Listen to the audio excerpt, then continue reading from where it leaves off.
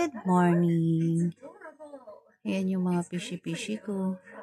Malinis na sila. Linis ko sila kahapon kasi kahapon day off ko.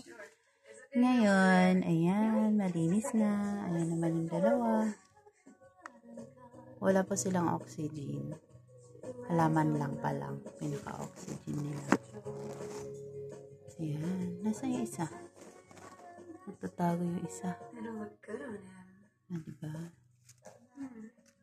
Ito, itim, puti, at saka yung parang batik-batik. Ito naman, yung dalawang orange. Nakakatuwa sila. Ay, papasok na naman si Inday. Nalinis ko kasi kahapon kasi madumi na siya. Diba? Yan po. Yan po ang aking mga alaga. Pishi-pishi. Bye! See you later. Mag-trabaho na ulit.